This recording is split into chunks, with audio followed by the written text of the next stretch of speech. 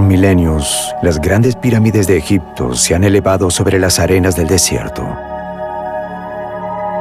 Todo sobre la gran civilización antigua, que una vez se apoderó de las tierras, seguía siendo un misterio. Hasta el 19 de julio de 1799. Durante la expedición egipcia de Napoleón Bonaparte, un soldado francés descubre una gran piedra a unas 35 millas al este de Alejandría. Al desenterrar una lengua escrita que llevaba muerta miles de años, las traducciones serían la clave para develar los secretos de toda una civilización.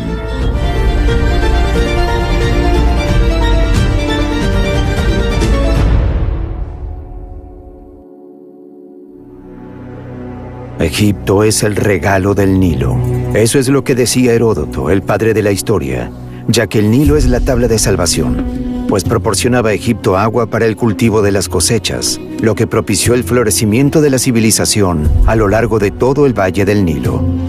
La franja fluvial que dividía el territorio egipcio en dos partes proporcionó un entorno favorable para el surgimiento de la civilización. Cuando el valle del Nilo comenzó en la época del Mioceno, se fue recortando hasta adquirir su forma actual. Los diversos recursos geográficos contribuyeron eficazmente a la fundación del Estado.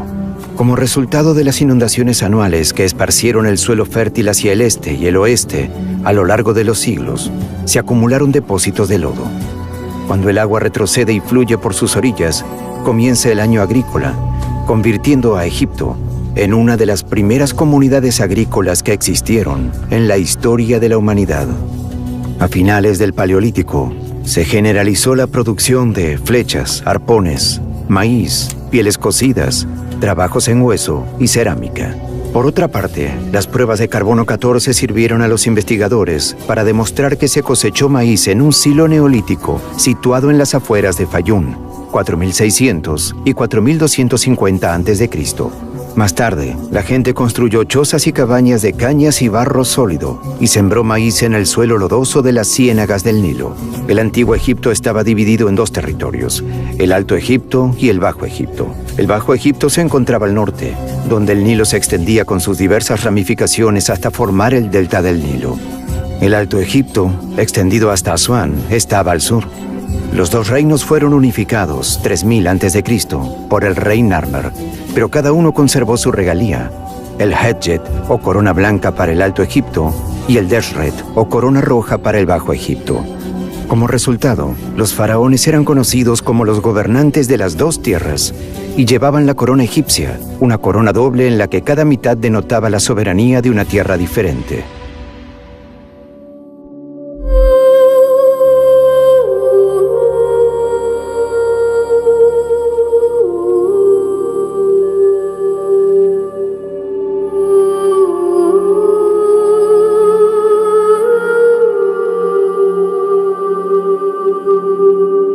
El período predinástico en el Antiguo Egipto es el período anterior a la historia documentada, que abarca alrededor de 6000 a 3150 a.C., desde el Paleolítico hasta el Neolítico y hasta la fundación de la primera dinastía. Aunque no existan registros escritos de este período, las excavaciones arqueológicas en Egipto han desenterrado objetos que transmiten el rastro de la historia cultural del valle del río Nilo. Se denomina período predinástico a las regiones o ciudades antiguas en las que se descubrieron estos artefactos y no a las culturas que vivieron en ellas. La salud y la cultura prosperaron hacia 30.000 a.C. en la zona entre Egipto y Nubia, dando lugar a las culturas Kaidan y Sebilian hacia 10.000 a.C. y a la cultura Harappan. Todas estas culturas son sociedades de cazadores-recolectores que gradualmente se hicieron más sedentarias y se establecieron en asentamientos permanentes basados en la agricultura. El oasis de Fayum es una cuenca natural situada al sureste de la meseta de Giza que dio cobijo a la civilización Fayum-A entre 9000 y 6000 a.C. Este pueblo vivía en las proximidades de un gran lago y se ganaba la vida con la agricultura, la caza y la pesca. Los habitantes de Fayum construyeron casas de caña con sótanos subterráneos para almacenar alimentos. Se domesticó ganado vacuno, ovino y caprino, y prosperaron la cestería y la alfarería. Los jefes tribales asumieron posiciones de poder que pudieron transmitir a la siguiente generación de una familia o unidad tribal. Las comunidades pasaron de ser tribus diminutas que viajaban juntas a grandes agrupaciones de tribus diversas que vivían siempre en la misma región. La cultura Fayuma dio lugar a la Merimde entre 5000 y 4000 a.C., que recibió su nombre de los artefactos descubiertos en el lugar de ese nombre, en el lado occidental del delta del Nilo. La mayoría de los egipcios eran agricultores, y la agricultura era la base de la economía del Egipto dinástico, y los agricultores dependían de las inundaciones anuales de verano para cultivar sus cosechas. Sabemos que los primeros agricultores egipcios eran cazadores-recolectores. Sembraban cultivos como trigo, lentejas, cebada, lino y guisantes, además de pastorear animales, según lo hallado en un yacimiento de la parte occidental del delta del Nilo. Los niveles más antiguos de Merim de Beni Salame evolucionaron entre 8000 y 4000 a.C. Además de la cuenca del Fayum, ambas de la época neolítica, el terreno convexo del Valle del Nilo favoreció el desarrollo de varias cuencas que en la antigüedad se inundaban cada año con aguas que traían limo y lodo que fertilizaban el suelo. Estas cuencas, de las que se han encontrado 130, servían como depósitos de los sistemas de irrigación del antiguo Egipto. Los graneros estaban formados por tinajas de barro o cestos que se enterraban hasta el cuello en la tierra. La cultura Elomari, cerca de 4000 a.C., desarrolló estos logros construyendo viviendas circulares de mayor complejidad con paredes de barro revocado. Todas estas culturas evolucionaron y florecieron en el Bajo Egipto, al norte de Egipto, más cerca del mar Mediterráneo, mientras que la civilización del Alto Egipto se formó más tarde. Los habitantes de la cultura bávara vivían en tiendas móviles como sus antiguos antepasados, pero preferían las casas fijas. Tras el período bávaro llegó el período amratiense, también conocido como Nakada I, en el que se construyeron viviendas más complejas con ventanas y chimeneas, paredes de bahareque y cortavientos alrededor de la entrada principal. La práctica de la momificación comenzó en torno a 3500 a.C., cuando aún se dejaban objetos funerarios en el difunto.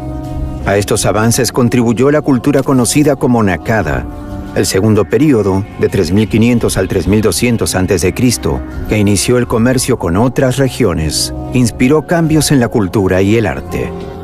Las casas se construían con ladrillo cocido al sol, y las más opulentas incluían patios, un añadido que se convertiría en habitual en los hogares egipcios. Más tarde, la ciudad de Abidos, situada al norte de Nakada, se convirtió en un importante lugar de enterramiento, y se construyeron enormes tumbas, formando una necrópolis, una ciudad de los muertos. Estas tumbas se construyeron con ladrillos de barro, pero posteriormente se hicieron con enormes piedras calizas pulcramente talladas. Con el tiempo, el lugar se convertiría en el lugar de enterramiento de los gobernantes de Egipto. A pesar de ello, las evidencias revelan que individuos de toda la nación hacían enterrar a sus difuntos en Abidos y entregaban regalos funerarios para conmemorar su memoria. En esta época, las ciudades de Sois y Heracópolis se consideraban antiguas, mientras que Tinis, Nakada y Neken estaban desarrollando rápidamente el alfabeto jeroglífico, que se inventó entre 3400 y 3200 a.C., utilizado para mantener registros, aunque por el momento no se han descubierto frases completas de este período. La escritura egipcia más antigua, descubierta hasta ahora, procede de Abidos y se halló en cerámica, huellas de sellos de arcilla y objetos de hueso y marfil. No se encuentran oraciones completas en Egipto hasta la época del rey Peribsen, en la segunda dinastía, 500 años después. Este período desembocó en el período Nakada III, entre 3200 y 3150 a.C. Después de Nakada III, el período dinástico temprano y la historia registrada de Egipto comenzaron con el comercio. Las comunidades se expandieron y prosperaron, y las poblaciones del Bajo y Alto Egipto aumentaron. Las pequeñas aldeas de viviendas y edificaciones de ladrillo evolucionaron hasta convertirse en grandes centros urbanos que rápidamente rivalizaron, probablemente por el comercio de productos y los recursos hídricos. Tinis, Nakada y Neken eran las tres principales ciudades-estado de Alto Egipto durante ese período. Tinis parece haber derrotado a Nakada antes de absorber a Neken. Estas batallas se libraron entre los reyes Escorpión, cuya identidad se desconoce, y probablemente Ka, y Narmer. Según algunos investigadores, Escorpión I, Escorpión II y Ka fueron los tres últimos gobernantes del período protodinástico antes de que el rey Narmer invadiera y unificara el Bajo y el Alto Egipto y creara la primera dinastía.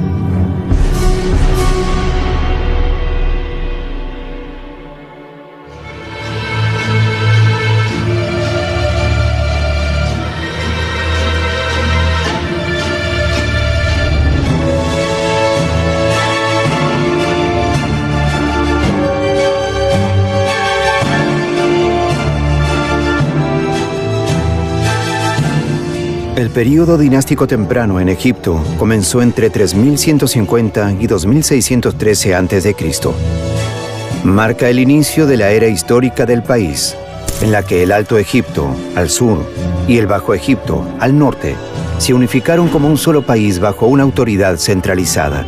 Durante esa época comenzó el gobierno divino del monarca y surgió una cultura egipcia distinta, que incluía el desarrollo de la escritura, las artes y las ciencias. Menes, el primer rey de Egipto, fue un gobernante del Alto Egipto, presumiblemente de Tinis o Hieracómpolis, que derrotó a las demás ciudades-estado de su entorno antes de conquistar el Bajo Egipto hacia 3150 a.C. Narmer se casó con la princesa Neitotep de Nakada en un acuerdo para mejorar los vínculos entre ambas ciudades. Emprendió operaciones militares en el Bajo Egipto para sofocar revueltas y expandir su territorio hacia Canaán y Nubia. Patrocinó grandes proyectos de construcción y la urbanización se desarrolló a lo largo de su reinado. Se supone que Horus, el hijo de Narmer, le sucedió en 3100 a.C., continuando la expansión militar de su padre e incrementando el comercio. Se interesó notablemente por la religión y el concepto del más allá, y fue bajo su reinado cuando se construyó la tumba de la mastaba. Horus fue sustituido por su hijo Dyer en 3050 a.C., que siguió los pasos de su padre. Su hijo Dyer, hacia 3000 a.C., se casó con la princesa Merneit y se considera que asumió el liderazgo de la nación tras su muerte. No se sabe con certeza si gobernó como regente de su hijo Den o como reina, pero su reinado destaca por ser la primera vez que se tiene constancia de una mujer gobernando en el Antiguo Egipto. Den, hacia 2990 a.C., está considerado como el mayor monarca de la primera dinastía y reinó durante 50 años. Su reputación como monarca eficiente se debió a sus avances económicos, sus conquistas militares y la estabilidad de su gobierno, como demuestran los costosos proyectos de construcción y las elaboradas obras de arte. Den es el primer monarca representado con las coronas del Alto y Bajo Egipto, lo que demuestra que gobernó una nación unificada. A Den le sucedieron otros dos monarcas, Agib y más tarde Semerjet, ambos con duros reinados marcados por la insurgencia. La dinastía terminó con el reinado de Qua, durante el cual sus herederos lucharon por el trono y fueron derrotados por Etepsejemui, que estableció la segunda dinastía. Las luchas internas y la falta de registros o los malos entendidos al respecto arruinaron la segunda dinastía, 2890 a 2670 a.C. Ninguno de los monarcas de la segunda dinastía tiene fechas fiables, y varios de los nombres de los reyes parecen ser repeticiones de gobernantes anteriores. Etepsejemui, que significa dos poderosos en paz, es un buen ejemplo de ello.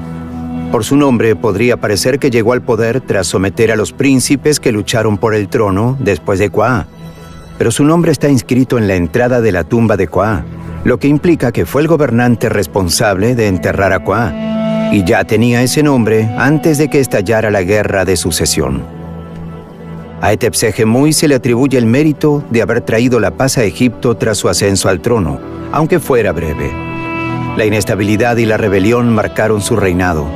Raneb, también conocido como Nebra, fue el primero en vincular su nombre al de los dioses y crear así un vínculo entre el monarca y lo divino. No existe una explicación razonable para la decisión de Sejemib. Los primeros estudiosos afirmaban que fue el primer monoteísta que declaró que Set era la única deidad. Pero las pruebas de la devoción de su reinado a varios dioses lo desmienten. Dado que su nombre solo se encuentra en el Alto Egipto, es posible que optara por aliarse con Set por motivos políticos para distinguirse de la religión de Horus del Bajo Egipto. Sea como fuere, se le considera un buen monarca porque el comercio, la economía, la práctica religiosa y las artes prosperaron durante su reinado. Pero Ibsen fue sustituido por Khâsekhemoui, probablemente su hijo, que continuó los proyectos de construcción de su predecesor y se cree que volvió a poner las dos regiones de Egipto bajo control central, o al menos reforzó la unificación. Sus obras más famosas incluyen las estatuas de Hieracómpolis y Abidos, así como su papel como padre del faraón Djoser.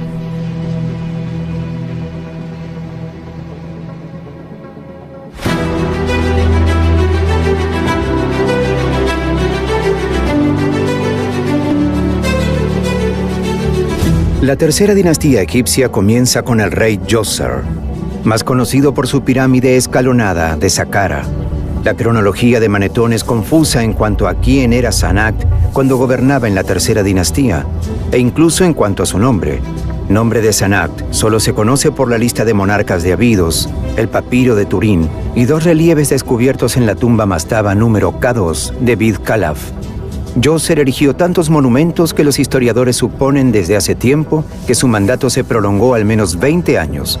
Emprendió campañas militares al Sinaí y mantuvo la unidad egipcia, lo que se tradujo en la estabilidad necesaria para sus proyectos de construcción y el crecimiento de las artes. La pirámide escalonada en Djoser, en Saqqara, es la primera pirámide reconocida de Egipto, diseñada por su arquitecto y visir Imhotep.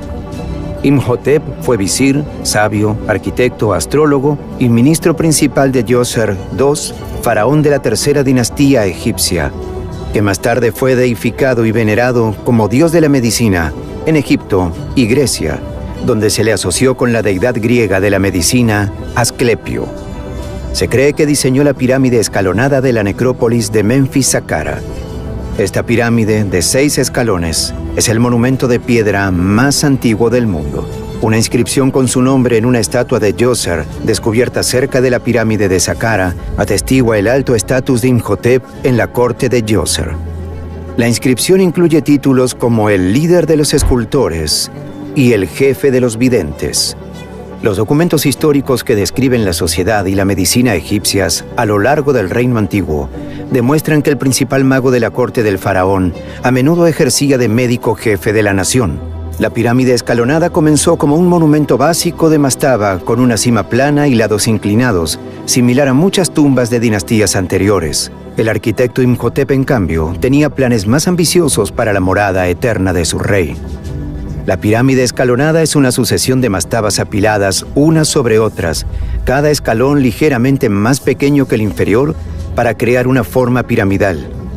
Las mastabas anteriores se hacían con ladrillos de arcilla, pero la pirámide escalonada se hacía con losas de piedra, con motivos tallados de árboles y cañas. Una vez terminada, la pirámide escalonada medía 62 metros de altura, lo que la convertía en la edificación más alta de su época para disuadir a los ladrones y proteger el cadáver y el ajuar funerario del rey. Las cámaras reales de la tumba se excavaron bajo los cimientos como un laberinto de pasadizos con habitaciones fuera de los pasillos. Sin embargo, esta estrategia no funcionó porque la tumba fue despojada de todos sus objetos de valor, incluido el cadáver del rey. En la antigüedad, solo se descubrió su pie en la tumba. No obstante, el diseño y la construcción de las pirámides escalonadas personifican el genio y la visión de los constructores de la tercera dinastía, que más tarde levantarían la pirámide sepultada y la pirámide en capas, entre otras muchas estructuras y santuarios. Estos primeros visionarios sentaron las bases de las posteriores pirámides reales de la cuarta dinastía, que han hipnotizado y cautivado a la gente durante milenios.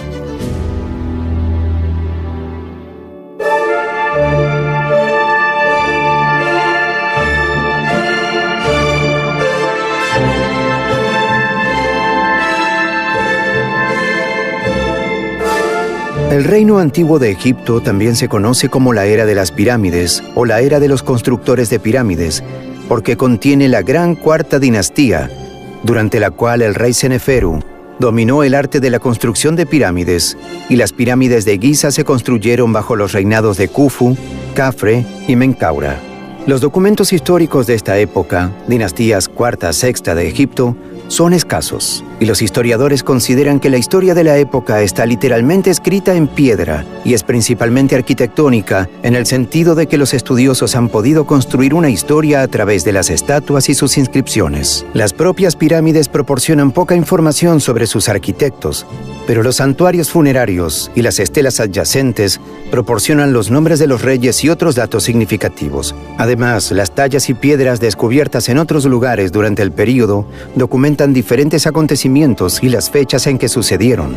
Por último, el mausoleo del último monarca de la quinta dinastía, Unas, contenía los primeros textos piramidales, dibujos detallados y escritos en el interior de la tumba que arrojan luz sobre los puntos de vista religiosos de la época. Durante el reino antiguo de Egipto, la élite estandarizó el arte y se produjeron figuras de manera uniforme para reflejar los gustos de Menfis, la capital.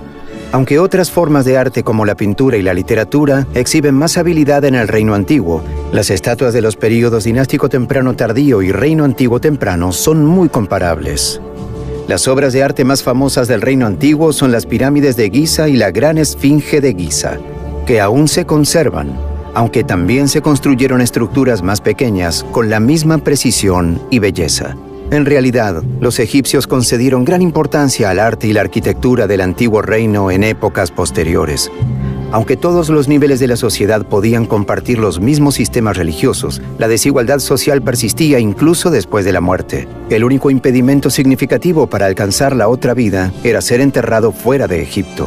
Los egipcios pensaban que para renacer debían ser enterrados en Egipto. Si morían en el extranjero, sus familiares se tomaban enormes molestias en traer sus cuerpos para enterrarlos, de modo que se pudieran realizar los rituales funerarios correctos y pudieran ser enterrados en su tierra natal, lo que les permitía entrar en la otra vida para coordinar la mano de obra que construía las pirámides de Giza y otros lugares. En esta época se necesitaba una eficiencia burocrática sin precedentes, y esta burocracia solo podía funcionar bajo una poderosa autoridad central. En la cúspide de la pirámide que representaba la sociedad egipcia se encontraba el monarca. Los dioses le habían concedido la propiedad de todo Egipto, al menos en teoría. Las clases alfabetizadas y analfabetas estaban divididas en la estructura social egipcia. La clase alfabetizada era la clase dominante. Eran una pequeña fracción de la población, pero constituían el principal criterio para determinar el carácter de la antigua sociedad egipcia y todo lo que sabemos sobre la civilización. Con frecuencia los individuos eran más importantes que los cargos que ocupaban. En consecuencia, aunque el rey establecía el alcance del poder burocrático, la administración eficaz dependía en última instancia del mismo conjunto de aristócratas literales sin los cuales el rey no podía gobernar, y a continuación expondremos algunos de ellos. Dado que un rey egipcio no podía controlar personalmente todos los ámbitos de la sociedad, el papel del visir se estableció ya en el período dinástico temprano. El visir, que puede asimilarse a una forma de primer ministro, asignaba responsabilidades a otros miembros de la corte, enviaba comunicaciones a través de escribas y gestionaba el ejército, las actividades de los gobernadores regionales, los proyectos de obras públicas y la recaudación de impuestos, entre otras cosas. Durante mucho tiempo se pensó que Uni, el último rey de la tercera dinastía, había iniciado los proyectos de construcción masiva del reino antiguo con la construcción de la pirámide de Meidum, pero el mérito de la pirámide de Meidum corresponde a Seneferu, el primer rey de la cuarta dinastía, que podría haber sido hijo de Uni de una de sus reinas menores. Seneferu inició la era dorada del antiguo reino, siendo sus logros más notables las dos pirámides construidas para él en Dashur. Seneferu comenzó su obra con la pirámide de Meidum, conocida como la falsa pirámide. Debido a su forma, se asemeja más a una torre que a una pirámide, y su revestimiento exterior está rodeado por un enorme montículo de grava. La pirámide de Meidum fue la primera pirámide real de Egipto, pero no perduró. Esto se debe a que se introdujeron cambios en el diseño inicial de la pirámide de Imhotep, lo que hizo que el revestimiento exterior se asentara sobre arena en lugar de roca, provocando su caída. La pirámide torcida y la pirámide roja son estructuras de Seneferu en Dashur, o pirámide norte. La pirámide acodada recibe su nombre del hecho de que se eleva en un ángulo de 55 grados y luego cambia a un ángulo de 43 grados de piedras más pequeñas, dando la impresión de doblarse hacia la cima. Los obreros habían terminado la base y los lados antes de reconocer que un ángulo de 55 grados era demasiado pronunciado y cambiaron su plan para concluir el trabajo lo mejor posible. Seneferu parece haber comprendido el problema y continuó construyendo su tercera pirámide. Seneferu parece haber sido un gobernante sin miedo a la pérdida o al duelo. Cuando la pirámide acodada no satisfacía sus expectativas, simplemente volvía a empezar. La pirámide roja, llamada así por el uso de piedra caliza roja en su construcción, se construyó sobre unos cimientos firmes para mejorar su estabilidad y se levantó con una inclinación de 43 grados. La pirámide roja de 105 metros de altura fue la primera pirámide real efectiva de Egipto. Originalmente estaba revestida de piedra caliza blanca, al igual que las demás pirámides posteriores que se desmoronaron con el tiempo y fueron recogidas por los lugareños para otros proyectos de construcción. Siguiendo los pasos del complejo de Djoser en Saqqara, Seneferu hizo construir templos mortuorios y otras estructuras alrededor de sus pirámides, con sacerdotes que supervisaban las actividades cotidianas una vez terminada la pirámide roja. Todo esto apunta a la estabilidad de su gobierno, que llegó a su hijo Khufu cuando murió. Los antiguos autores griegos se referían a Khufu como Keops, y es más conocido por su gran pirámide de Giza. En sus obras, los griegos lo retrataron como un tirano que oprimía al pueblo y lo obligaba a trabajar para él en contra de su voluntad. Esta percepción puede haber sido creada por los relatos contenidos en el papiro Huéscar, una recopilación de 4 historias escritas sobre los reyes de la Cuarta Dinastía y encontradas por Henry Huéscar hacia 1824 después de Cristo. El papiro contiene 4 relatos narrados por los hijos de Khufu, incluido uno en el que el rey Khufu convoca a un hechicero que afirma ser capaz de reconectar una cabeza decapitada a un cuerpo, y algunos académicos interpretan sus acciones y la solicitud de una demostración como maliciosas o descuidadas. Durante el reinado de Khufu, Egipto se enriqueció aún más gracias a sus batallas militares contra Nubia y Libia, así como a sus lucrativos acuerdos comerciales con ciudades como Biblos. También invirtió en innovaciones agrícolas para mejorar las condiciones de vida de su pueblo durante su reinado. La primera presa documentada del mundo se construyó en Wadi al-Garawi, una cadena montañosa al oeste de la actual Helwan. Esta presa mejoró la disponibilidad de agua para las granjas y otros lugares de la ciudad. La Gran Pirámide de Giza es la última de las antiguas 7 maravillas del mundo y un emblema distintivo de Egipto. Está situada en la meseta de Giza, cerca de la moderna ciudad de El Cairo, y se construyó a lo largo de 20 años durante el gobierno de Khufu. Aunque existen muchas hipótesis sobre la finalidad de la pirámide, la idea más extendida es que se construyó como tumba para el rey. Sin embargo, el modo en que se construyó sigue siendo un misterio al día de hoy. Los historiadores siguen discutiendo sobre la idea de rampas que rodeaban el exterior del edificio para mover los bloques hasta su posición. Estas teorías persisten a pesar del creciente número de pruebas que demuestran que la pirámide fue construida por los antiguos egipcios utilizando medios técnicos que muy probablemente eran tan comunes para ellos que no sintieron la necesidad de documentarlos. No obstante, la complejidad de los pasadizos interiores, los pozos y las cámaras, así como el cercano pozo de Osiris, alientan la persistencia de estas teorías marginales, al igual que el misterio de cómo se construyó la pirámide y su orientación hacia los puntos cardinales. Una figura prominente de la época, llamada Gemiuno, fue el visir durante el reinado de Khufu en la Cuarta Dinastía y uno de los parientes del rey. Se encargó de construir su gran pirámide y de vigilar sus obras, y fue enterrado cerca de la pirámide de Khufu. Los trabajos de construcción de la pirámide fueron realizados por obreros expertos y no cualificados contratados por el Estado para el trabajo. Estos empleados se ofrecían para saldar una deuda, realizaban un servicio comunitario o recibían una remuneración por su tiempo. La crecida anual del río Nilo era importante para la supervivencia de los egipcios, ya que distribuía la rica tierra de la ribera para todas las tierras de cultivo de las orillas.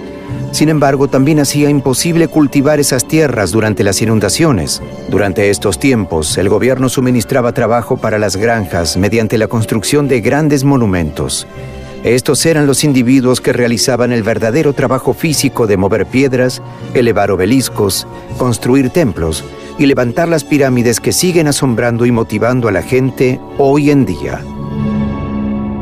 Khufu fue reemplazado por un miembro de la familia fuera de la línea legal, llamado Diedefra. Tras su muerte, Diedefra era hijo de Khufu, pero no parecía ser su heredero designado. Algunos eruditos creen que Diedefra construyó la gran esfinge de Giza, mientras que otros creen que la construyó Khafre, su hermano y sucesor. La esfinge es el monumento monolítico más grande del mundo y muestra el torso yacente de un león con la cabeza y el rostro de un rey. Históricamente, el rostro de este rey se ha identificado con el de Khafre, pero Dobrev y otros creen que es el de Khufru.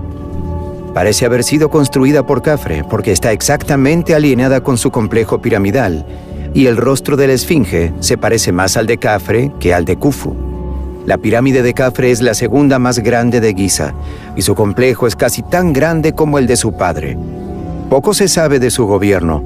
Según los textos egipcios, continuó la política y el modelo de gobierno de su padre, concentrando el poder en manos de sus familiares más cercanos y ejerciendo un estricto control sobre las políticas y las leyes. Tras el fallecimiento de Khafre, la sucesión volvió a interrumpirse temporalmente cuando Baka, hijo de Diedefra, ocupó el trono. Ni siquiera gobernó un año antes de que Menkaura, el hijo de Khafre, tomara el relevo como monarca. Tanto los escritos griegos como los egipcios elogiaban a Menkaura. Menkaura, al igual que su padre y su abuelo antes que él, comenzó la construcción de la pirámide de Giza y su complejo de santuarios. La pirámide y el complejo de Menkaura son más pequeños que los otros dos, lo que representa un avance significativo en la historia del reino antiguo y una de las causas de su colapso. Los recursos necesarios para construir la Gran Pirámide ya no eran accesibles durante el período de Menkaura, pero este hizo todo lo posible por establecer una residencia eterna a la altura de la reina de su padre y de su abuelo.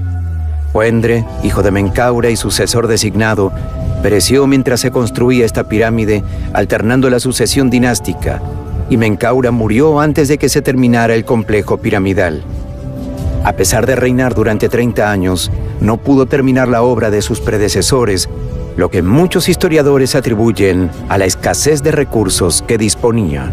Shepseskaf, sucesor de Menkaura, terminó la estructura en Giza, pero fue enterrado en una mastaba relativamente modesta en Saqqara. Como ya se ha dicho, los monarcas destinaban inmensos recursos a sus estructuras y edificios funerarios, pero estos templos y santuarios estaban cada vez más bajo la autoridad de los sacerdotes que lo gestionaban, y no del rey. Aunque la meseta de Giza es ahora un antiguo barrido de arena en las afueras de El Cairo, era una ciudad de difuntos habitada por vivos, quienes la cuidaban en tiempos de Menkaura. En Giza había casas sacerdotales, santuarios, alojamientos para trabajadores, tiendas, fábricas, cervecerías y todas las comodidades de una pequeña metrópoli. La vida civil en el antiguo Egipto era muy activa. La clase social más baja estaba formada por campesinos que no eran propietarios de la tierra en la que trabajaban, ni de las casas en las que residían. El monarca, los miembros de la corte, los nomarcas y los sacerdotes eran los dueños de la tierra. Para empezar el día, los campesinos decían, «Déjanos trabajar para la nobleza». Los campesinos eran prácticamente siempre agricultores, independientemente de qué otro oficio practicaran. Cultivaban y recogían sus cosechas, dando la mayor parte al terrateniente y quedándose con una parte para ellos. La mayoría tenía jardines privados que las damas mantenían mientras los hombres trabajaban en el campo. El estrato más bajo de la sociedad creaba los artículos utilizados en el comercio, lo que permitía sobrevivir al conjunto de la civilización. Estos campesinos también formaron parte de la mano de obra que construyó las pirámides y otros monumentos de Egipto. Cuando las riberas del Nilo se desbordaban, la agricultura se hacía difícil y los hombres y mujeres se ponían a trabajar en los proyectos del rey. Este trabajo siempre fue recompensado y no hay pruebas literarias o físicas que apoyen la afirmación de que ninguno de los principales monumentos se construyera con mano de obra esclava. El trabajo de construcción de monumentos como la pirámide y los complejos funerarios asociados, los templos y los obeliscos proporcionaban al campesinado la única posibilidad de ascender. Los pintores y grabadores cualificados en particular estaban muy solicitados en Egipto y se les pagaba más que a los trabajadores no cualificados, que se limitaban a transportar piedras para la construcción. Los campesinos también podían elevar su estatus aprendiendo un oficio y produciendo los jarrones, cuencos, platos y otras cerámicas que la gente necesitaba. Los carpinteros cualificados podían hacer fortuna fabricando mesas, escritorios, sillas, camas y baúles, mientras que los pintores eran necesarios para decorar viviendas, castillos, tumbas y monumentos de la alta clase. Los cerveceros también gozaban de gran prestigio, y en ocasiones las cervecerías estaban controladas por mujeres. Al parecer eran mujeres las que se encargaban de su funcionamiento en los primeros tiempos de la historia egipcia. La cerveza era la bebida más popular en el antiguo Egipto, y se utilizaba comúnmente como una especie de recompensa 3 veces al día. Los trabajadores de la meseta de Giza recibían una ración de cerveza. Se decía que la deidad Osiris proporcionaba la bebida al pueblo y las fábricas de cerveza eran supervisadas por la diosa Tenenet. Los matrimonios eran más laicos que religiosos. En el antiguo Egipto los padres planificaban la mayoría de las bodas de cualquier clase. Las niñas solían casarse a los 12 años y los niños a los 15. A menudo se prometían hijos reales a monarcas extranjeros como bebés para sellar tratados. La vida de los antiguos egipcios no era todo trabajo. Encontraron mucho tiempo para divertirse participando en juegos de mesa deportivos y otras actividades como el hockey, el balonmano, el tiro con arco, la natación, el juego de la soga, la gimnasia, el remo y un deporte conocido como justa náutica, que era una batalla naval que se jugaba en pequeñas embarcaciones en el río Nilo, en la que un jugador intentaba derribar al otro de su barco mientras el segundo miembro del equipo maniobraba la embarcación. Todos fueron deportes del antiguo Egipto. Los festivales del antiguo Egipto eran individualmente distintos por derecho propio, dependiendo de la naturaleza de la ocasión, pero todos tenían algo en común: la bebida y el banquete. La dieta egipcia consistía principalmente en cereales, trigo y verduras. La carne era increíblemente cara y solo la realeza podía permitírsela. La cuarta dinastía terminó con el breve reinado de Shepseskaf, y la quinta comenzó con muchas menos esperanzas.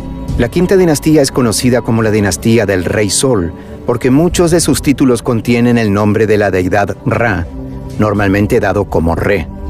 Los 3 primeros de estos gobernantes, Userkaf, Saure y Kakai, serían más tarde conmemorados como elegidos divinamente en el relato del papiro Huescar, el nacimiento de los reyes.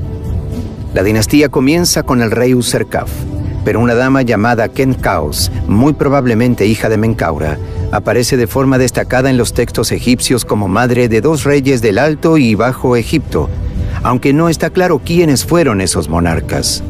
Su monumento es la cuarta pirámide de Giza y fue una persona importante. No se sabe mucho sobre ella. Userkaf es conocido por su trabajo en el Templo del Sol y Abusir.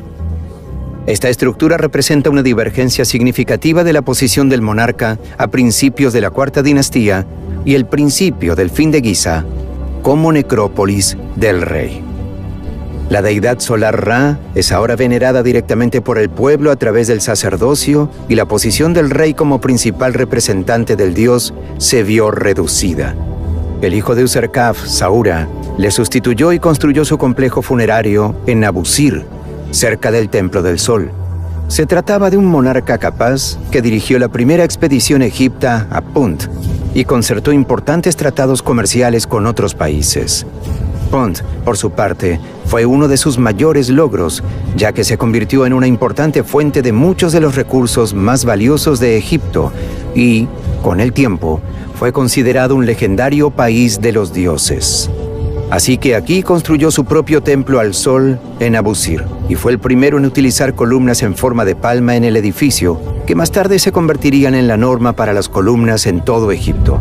Así que aquí están las hazañas bélicas y la prudente gestión de los recursos, enriqueciendo a la nación, como demuestran el intrincado trabajo realizado en su complejo mortuorio y las inscripciones descubiertas. Su hijo, Neferirkare-Kakai, le sucedió.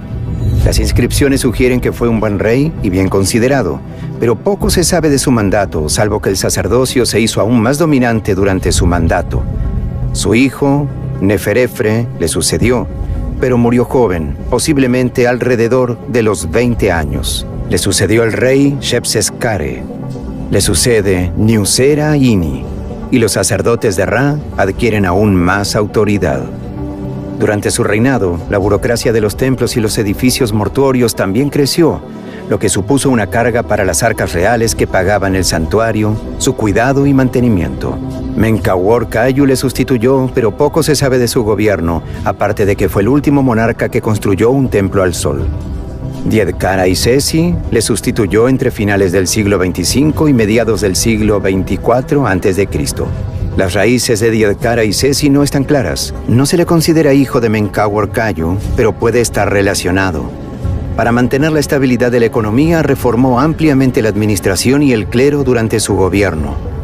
Djedkara-Isesi rechazó valientemente la práctica habitual de erigir un santuario a la deidad del sol y redujo el número de clérigos necesarios para mantener las estructuras funerarias. También organizó la segunda expedición a Punt, que enriqueció a Egipto y reforzó las relaciones con Punt. Sin embargo, el elemento más importante del reinado de Djedkara fue la descentralización del gobierno en Menfis, que otorgó más autoridad a las autoridades locales. Djedkara-Isesi fue sustituido por su hijo Unas, cuyo reinado está poco documentado. Unas fue el primer rey egipcio que decoró e inscribió el interior de su tumba con lo que se conoce como los textos de las pirámides. Estas inscripciones representan al rey en comunión con Ra y Osiris. La posición del rey ya se había reducido considerablemente cuando comenzó la sexta dinastía. Los funcionarios y burócratas locales construyeron tumbas más elaboradas que los nobles durante el gobierno del primer monarca Teti. Teti fue asesinado por sus guardaespaldas. Según el historiador del siglo III a.C., Manetón, un acto que antes habría sido inconcebible. Fue sustituido por Userkara, que podría haber participado en el plan de asesinato. Su reinado fue breve y le sucedió Mereira Pepi I, durante el cual los nomarcas ganaron autoridad. A finales del Reino Antiguo, el poder político se había fragmentado y el sistema estaba descentralizado. La restauración del poder central fue un largo proceso que se prolongó hasta bien entrada la 12ª dinastía. Debido a la descomposición del poder central, la autoridad política pasó a manos de los nomarcas, que asumieron el control total. Este patrón persistió durante los reinados de Merenra Nemtiensaf I y Neferkara Pepi II, que ascendió al reino siendo un niño y pereció siendo un anciano, lo que supone un increíble reinado de casi un siglo. Durante el largo gobierno de Pepi II, el reino antiguo se fue desmoronando poco a poco. La creciente influencia de los nomarcas provinciales y del clero erosionó la autoridad del gobierno central y del rey. A Pepi II le siguió Merenra II, con un reinado muy corto, y la dinastía terminó con Necherkara, a quien algunos eruditos y egiptólogos identifican como la reina Nitocris. Del relato de Heródoto sobre una reina egipcia que venga el asesinato de su hermano ahogando a sus asesinos en un banquete. Pepi II había sobrevivido a cualquier heredero al trono y parece haber sido un monarca bastante ineficaz en sus últimos años. Cuando la sequía causó hambruna en el país, no había una autoridad central eficaz para reaccionar ante ella. El rey antiguo terminó con la sexta dinastía porque ningún gobernante poderoso ascendió al trono para guiar al pueblo. Las autoridades locales se centraron en sus zonas y carecieron de medios y motivación para ayudar al resto de la nación. A medida que se extinguía la sexta dinastía, Egipto descendía gradualmente hacia el primer período intermedio.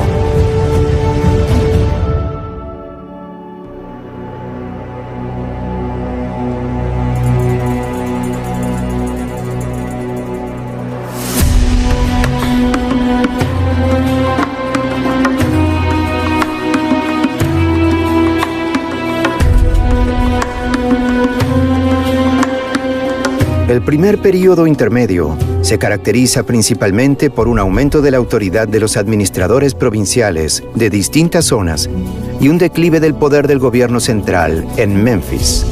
Las grandes estructuras del reino antiguo, a escala de las pirámides de Giza, dejaron de construirse en el primer período intermedio porque no existía un soberano central fuerte que las ordenara y pagara, ni una administración que coordinara la numerosa mano de obra. La imagen cultural que se desprende del estudio de los datos históricos no avala una época caótica y oscura, sino un modelo social y político diferente al anterior. Hay algunas pruebas históricas que avalan la afirmación de agitación y desorden que se deriva de la ausencia de un gobierno central único y poderoso. Las distintas regiones del país eran esencialmente autónomas. La escasez de información sobre los reyes de la séptima y octava dinastías atestigua su ineficacia. Sus identidades y fechas quedarán olvidadas en los anales egipcios. La antigua ciudad de Memphis fue abandonada en algún momento por gobernantes que se consideraban herederos de los reyes del antiguo reino. Los gobernantes de las dinastías 9 y 10 tomaron entonces Heracleópolis como su centro y se declararon los verdaderos reyes de Egipto. Intef, un nomarca tebano que ostentaba los epítetos habituales de Gran Señor del Nome y supervisor de los sacerdotes, alcanzó prominencia en Tebas hacia 2125 a.C. y se opuso a la autoridad de los reyes heracleopolitanos. Intef I instauró la 11ª dinastía egipcia e impulsó la unidad del país. Durante el Reino Medio fue conocido como Intef el Poderoso y se erigió un monumento en su honor en el templo de Karnak. Y este fue el camino que condujo al inicio de una nueva era, que fue el Reino Medio.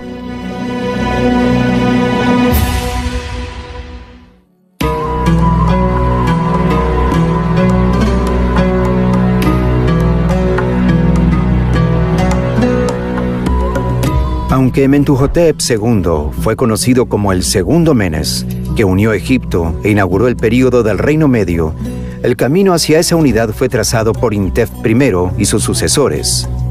Mentuhotep I, aproximadamente en 2115 a.C., siguió el camino de Intef I y conquistó los nomos vecinos de Tebas, aumentando considerablemente el tamaño y la fuerza de la ciudad. Sus predecesores continuaron sus iniciativas. Mentuhotep II utilizó estas primeras victorias para derrotar finalmente a Heracleópolis y castigar después a los nomos que habían permanecido fieles a los antiguos reyes, mientras recompensaba a los que habían honrado a Tebas. Mentuhotep II dedicó su tiempo tras el proceso de unidad al ejército gobernante, realizaciones y proyectos de construcción. El sucesor de Mentuhotep, Mentuhotep III, quien reinó entre los años 2010 y 1998 a.C., mantuvo y amplió sus programas. Envió un ejército a Pont y reforzó las fronteras del norte del delta. Mentuhotep IV le sustituyó. No se dice nada de sus 7 años de gobierno, pero lo más probable es que continuara eficazmente la política de su predecesor, ya que la nación estaba prosperando cuando Amenemhat le sustituye como monarca. Cuando Amenemhat era el cuarto visir de Mentuhotep y fue enviado con su misión de extraer piedras para el proyecto del rey, mandó hacer una inscripción de los extraordinarios acontecimientos que presenció. En primer lugar, una gacela parió sobre las piedras seleccionadas para la tapa del sarcófago del rey, lo que indicaba que la piedra había sido elegida correctamente porque estaba dotada de fecundidad y vida. En segundo lugar, una lluvia inesperada cayó sobre la celebración, revelando un pozo lo suficientemente grande como para regar a toda la concurrencia. Esta inscripción se interpretó posteriormente como que Amenemhat había sido elegido por los dioses para convertirse en rey, ya que estos le habían permitido experimentar milagros. Amenemhat I abandonó Tebas por razones desconocidas y estableció su sede en la corte en Tawa, al sur de Memphis. El sucesor de Amenemhat I, Senusret I, 1971 a 1926 a.C., mejoró las infraestructuras del país e inició los grandes proyectos de construcción que habían caracterizado al reino antiguo y representaban el poder del rey, incluido un templo a Amón en Karnak, que dio lugar a la construcción del gran complejo de templos que allí se encuentra. Amenemhat I había seguido los pasos de Wahang Intef II y Mentuhotep II, restringiendo la autoridad de los nomarcas y sacerdotes locales y otorgando el poder solo a los de mayor confianza en el senado familiar. Senusret I continuó la misma estrategia. La administración de la 12ª dinastía era tan eficaz que, a diferencia del reino antiguo, mantenía la riqueza centralizada en el monarca, al tiempo que permitía el desarrollo y la prosperidad de las distintas regiones sin dejar que se hicieran demasiado fuertes. El rey gobernaba todo Egipto, pero determinados funcionarios eran recompensados por su devoción. Los egipcios desarrollaron diversos sistemas avanzados de irrigación y, para controlar los niveles de agua, construyeron nilómetros para medir la altura de la crecida y determinar el nivel de impuestos que debían pagarse. Se excavaron canales para suministrar agua a distintas zonas. Cuando Senusret II decidió convertir la zona de Fayún en un centro agrícola, desarrolló un sistema de riego específico con un dique que transportaba el agua desde el lago Moeris, lo que se tradujo en la prosperidad de los cultivos de la zona. También estuvo detrás de la construcción de la Capilla Blanca, un edificio importante para historiadores y académicos porque contiene un registro de todos los gnomos de la época. A Senusret I le sucedió Amenemhat II, 1929 al 1985 a.C., que pudo haber gobernado junto a él. La práctica de la corregencia era exclusiva del Reino Medio, en la que un hombre más joven, el heredero elegido por el monarca, normalmente un hijo, gobernaba junto al rey para aprender el cargo y garantizar un traspaso de poder sin problemas. Los eruditos no se ponen de acuerdo sobre si esta práctica se seguía realmente, aunque no hay duda de que sí lo fue por Amenemhat II y su sucesor Senusret II, 1897 a 1878 a.C. Las fechas dobles de dos gobernantes en cartuchos oficiales indican corregencia. El reinado de Amenemhat II es poco conocido, pero Senusret II destaca por sus excelentes lazos con los nomarcas regionales y la mejora de la prosperidad de la nación. Cabe señalar que durante el gobierno de Senusret II, los funcionarios locales prosperaron al igual que a finales del Reino Antiguo, pero esto no causó al reino las dificultades que había tenido anteriormente. A Senusret II le sucedió Senusret III, 1878-1860 a.C., el monarca más poderoso de la época, cuyo reinado fue tan próspero que fue deificado en vida.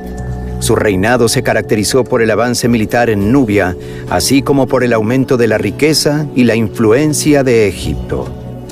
Senusret III ejemplificaba el valor cultural egipcio de la habilidad militar, y la acción rápida era la cumbre del rey guerrero. Se le consideraba imbatible al mando de sus tropas.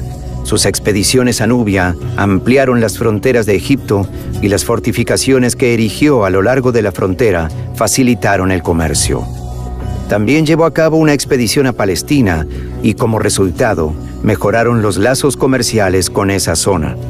Y para controlar las inundaciones y dirigir las aguas de riego, los antiguos egipcios construyeron diques y presas de tierra y piedra, como la presa del Lahun, erigida durante el reinado del rey Amenemhat II, que gobernó en la 12ª dinastía tras el reinado de Senusret III, ya que quería aprovechar las aguas de las inundaciones para el sistema de riego y proteger al Estado de los altos niveles destructivos de las aguas de las inundaciones. A principios de noviembre, antes de que el agua hubiera abandonado por completo las cuencas, comenzaban los preparativos para la temporada de siembra. Antes de preparar los campos para la siembra, se reparaban o desbrozaban las instalaciones de riego y se reevaluaban las líneas de propiedad. Y como los antiguos egipcios eran conocidos por documentar cada detalle de su vida cotidiana, hemos visto el proceso de cultivo y cosecha del grano representado con gran detalle en varias pinturas de tumbas.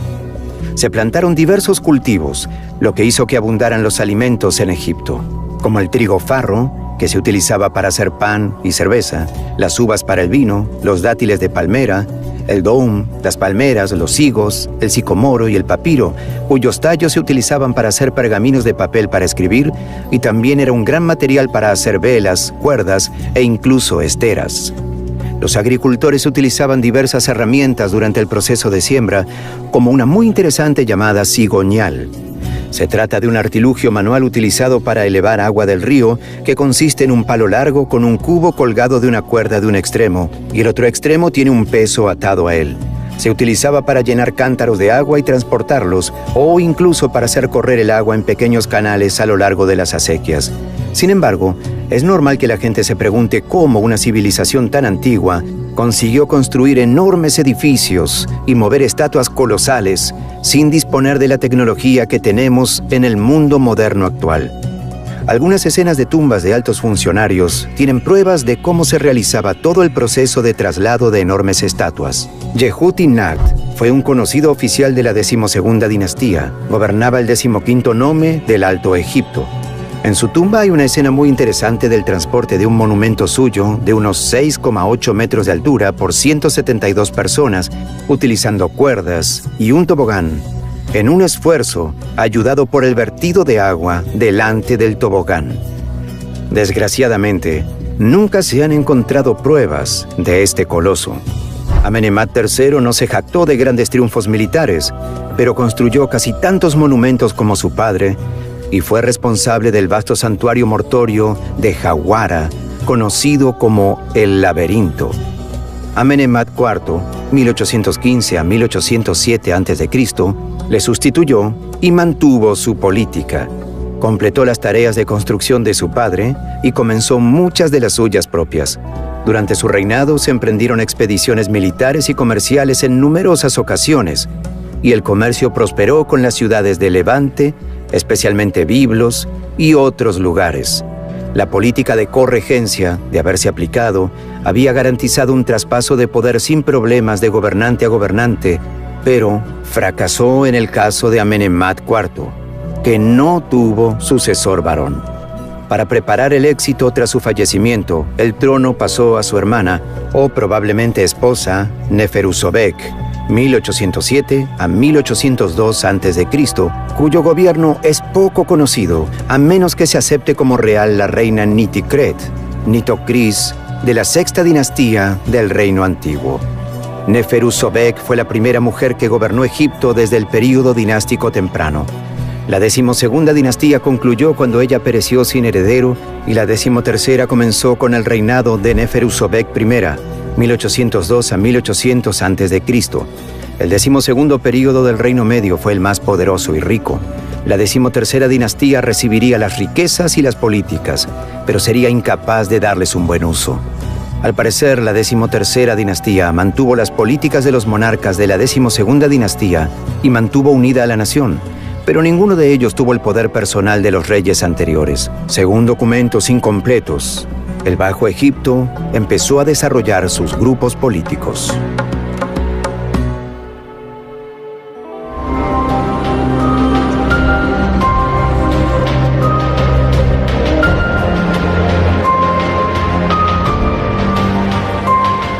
Esta época comienza cuando los gobernantes egipcios de la 13ª dinastía trasladan la capital de Ititaú a Tebas, la antigua capital de finales de la 11ª dinastía en el Alto Egipto, debilitando así su control sobre el norte.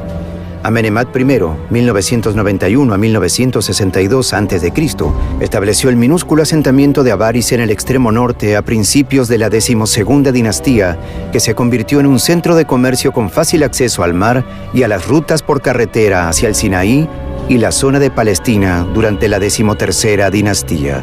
El comercio efectivo y la inmigración trajeron a Avaris un aumento de población semita que finalmente se hizo lo bastante rica y poderosa como para ejercer el poder gubernamental en la nación. Estos individuos eran conocidos por los egipcios como Hekakasut o Ixos. El nombre de los Ixos sigue sin estar claro. Se han propuesto muchas hipótesis, incluida la posibilidad de que fueran refugiados que escapaban de la invasión aria de Asia.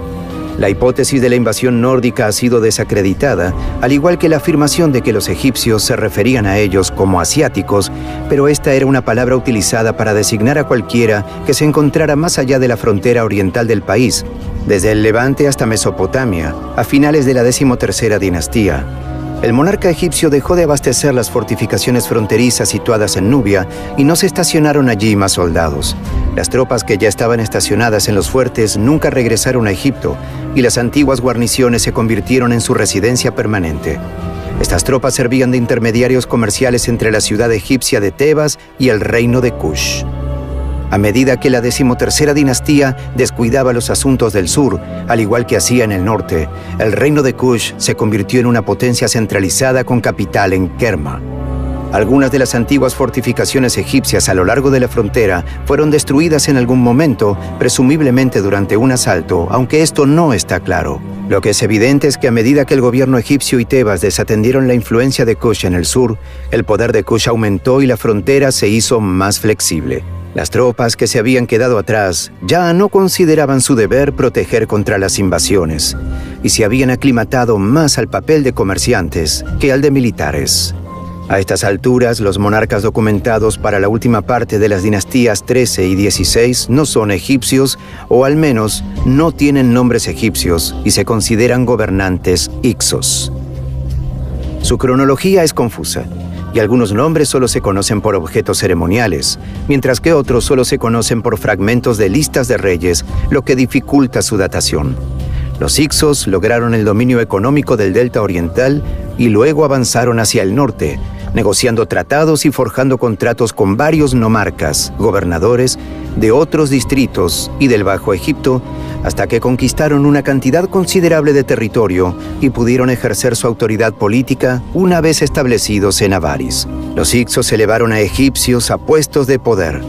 Adoptaron costumbres y atuendos egipcios y absorbieron el culto a las divinidades egipcias en sus propias creencias y ceremonias. Los monarcas hicsos establecieron la 15ª dinastía de Egipto, pero una vez desalojados, los tebanos invasores destruyeron todo rastro de los hicsos. En Egipto solo se conoce el nombre de unos pocos gobernantes hicsos, gracias a las ruinas e inscripciones y otros textos descubiertos en Avaris y otros lugares, entre ellos el más conocido, Apepi. Apepi también era conocido como Apophis y tenía un nombre egipcio relacionado con la serpiente gigante Apophis o Apep, la némesis del dios del sol, Ra. Al mismo tiempo que los hicsos adquirían importancia en el norte de Egipto, los nubios se alzaban con el poder en el sur. La 13ª dinastía de los reinos medios, al igual que la del Bajo Egipto, había olvidado prestar atención a su frontera meridional. Tebas siguió siendo la capital del Alto Egipto, pero en lugar de dominar toda la nación, quedó encajonada entre los hicsos en el norte y los nubios en el sur. Según Manetón, Apepi de los hicsos escribió al rey tebano Sequenenra Ta, 1580 a.C., «Elimina el estanque de los hipopótamos al este de la ciudad, pues me impide dormir día y noche». Lo más probable es que el mensaje se refiera a la práctica tebana de la caza del hipopótamo, que habría resultado insultante para los hicsos, que adoraban al Set e incluían al hipopótamo en sus observaciones religiosas. Tao, en lugar de acceder a la petición, lo consideró un desafío a su autonomía y marchó sobre Avaris. Su momia indica que fue asesinado en batalla, y esto, junto con los acontecimientos que siguen, revela que los tebanos fueron vencidos en esta lucha. El hijo de Tao, Kamose, hizo suya la causa, lamentándose amargamente en una inscripción por tener que pagar impuestos a los asiáticos y tratar con forasteros al norte y al sur de él y de su reino. Lanzó un gran ataque contra los hicsos, destruyendo a Avaris. Según la narrativa, Kamose cuenta que su ataque fue tan rápido y temible que dejó estériles a las mujeres hicas y que destruyó la ciudad hasta los cimientos tras la matanza. Este relato parece exagerado, ya que los hicsos mantuvieron el control del Bajo Egipto 3 años después de la invasión de Kamose, y Avaris siguió siendo el baluarte de los hicsos.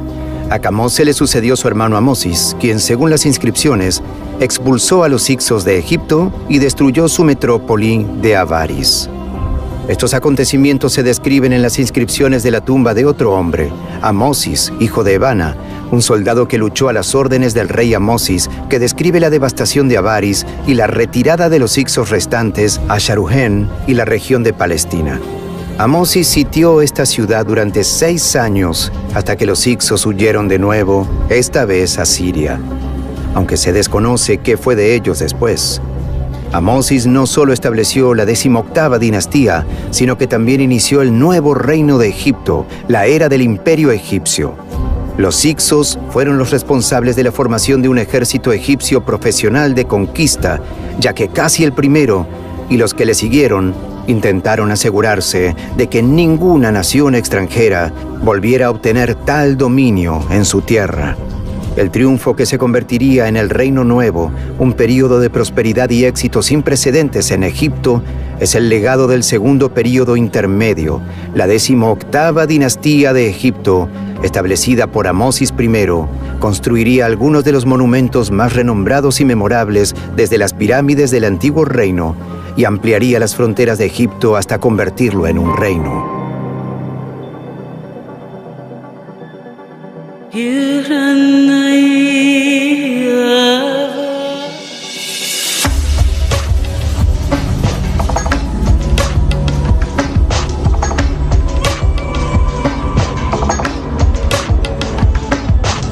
Amosis I se dio cuenta de que los hicsos habían podido establecerse con tanta seguridad porque monarcas egipcios anteriores se lo habían permitido.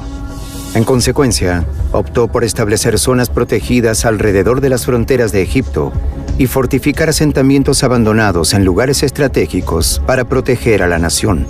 La batalla de Amosis I contra los Hicsos le puso a él y a sus tropas en contacto con las zonas de Palestina y Siria, donde continuó sus operaciones al tiempo que realizaba excursiones militares hacia el sur contra el reino de Kush y Nubia. Cuando murió había protegido a la nación y consolidado su autoridad, dejando una situación política y económica estable a su sustituto, Amenhotep I, 1541 a 1520 a.C. Las inscripciones muestran que Amenhotep I siguió la política de su padre y se inspiró en él como monarca guerrero, pero lo más probable es que solo dirigiera batallas en Nubia. No se tiene constancia de que realizara expediciones a Palestina o Siria, pero es posible que lo hiciera porque esas zonas permanecieron seguras durante su reinado y el de sus sucesores. Tutmosis I, 1520 a 1492 a.C., le sustituyó e inmediatamente inició guerras para ampliar el alcance de Egipto. Tutmosis I sofocó una revuelta en Nubia que estalló poco después de asumir el trono, asesinando personalmente al monarca nubio y suspendiendo su cadáver de la proa de su barco como advertencia a otros rebeldes. A continuación, extendió el control de Egipto sobre Nubia hacia el sur, antes de centrarse en Palestina y Siria. Amplió el famoso templo de Kamak de Tebas y construyó otros numerosos templos y estructuras por todo Egipto. Tutmosis II, 1492 a 1479 a.C., le sucedió, pero poco se sabe de su gobierno porque fue rápidamente eclipsado por su hermana más potente, Hatshepsut. Hatshepsut, 1479 a 1458 a.C., fue una de las soberanas más potentes y eficaces del nuevo reino. Tutmosis II tuvo un hijo con ella y tuvo otro con una mujer menor, Tutmosis III, a quien nombró su sucesor 1458 a 1425 a.C. Tras la muerte de Tutmosis II, Hatshepsut fue nombrada regente de Egipto y oficialmente cogobernó con Tutmosis III, pero había sido la fuerza impulsora del mandato de su marido y continuó haciéndolo a su antojo tras su muerte. Hatshepsut se encargó de numerosas iniciativas de construcción. Dirigió la expedición más exitosa a Punt. Añadió sus obras al templo de Karnak y gobernó en armonía con Nubia al sur. Sus obras fueron tan bellas y numerosas que los faraones posteriores reclamaron su propiedad. Pudieron hacerlo porque el nombre de Hatshepsut fue tomado de todas sus estructuras, incluyendo su magnífico complejo en Deir el-Bahari, cerca del año 1458 a.C. En cuanto a los obeliscos que se erigían en los distintos templos, eran símbolos del dios Sol, y se pueden encontrar muchos de ellos en todo el mundo, ya sean auténticos egipcios o modernos, imitando los antiguos obeliscos egipcios. El proceso de tallar uno no es una paradoja, ya que existe uno inacabado situado en las canteras de granito y Asuán. Hatshepsut encargó su construcción, probablemente para acompañar a lo que se conoció como el obelisco de Letrán, que originalmente estaba en Karnak, pero más tarde fue llevado al Palacio de Letrán en Roma. Tutmosis III heredó un país rico y seguro en 1458 a.C. y no perdió tiempo en mejorarlo. Tutmosis III establece el imperio egipcio, que sostendría a sus descendientes. Derrotó a los países vecinos y expandió el dominio de Egipto más allá de lo que nunca antes había estado, utilizando el carro de guerra adquirido a los Hicsos, armamento de bronce y mejores estrategias. A lo largo de 20 años, dirigió al menos 17 campañas militares distintas, sometiendo reinos desde Libia hasta Siria y extendiendo la autoridad de Egipto en el sur desde la región en torno a Bujen hasta Kirguistán. A la muerte de Hatshepsut, Tutmosis III ascendió al poder. Creyéndole débil e inexperto, el rey de la ciudad siria de Kadesh instigó una revuelta en la provincia egipcia de Canaán, que rápidamente recabó el apoyo de otros lugares con el objetivo de destronar a Egipto. Esta coalición se reunió en la ciudad de Megido. Tutmosis III marchó con su ejército desde Tebas hasta Megido, en el norte de Canaán, eligiendo prudentemente un paso estrecho desde la ciudad de Aruna en lugar de las rutas más anchas y fáciles hacia la ciudad. y sorprendió a sus enemigos entrando en el valle por detrás de sus posiciones defensivas y expulsándolos del campo en todo momento. Tutmosis III tuvo que asediar la ciudad para apoderarse de ella.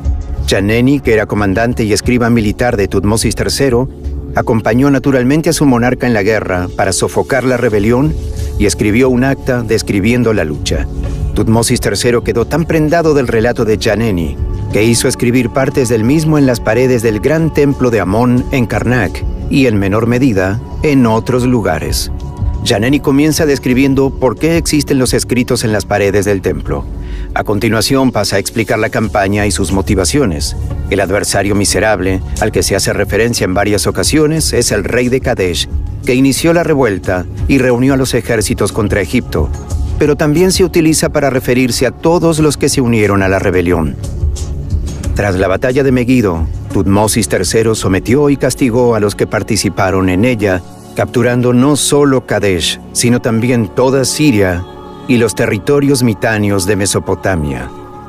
Le sucedió su hijo Amenhotep II, 1425 a 1400 a.C., que heredó y construyó sobre el poderoso y seguro reino de su padre.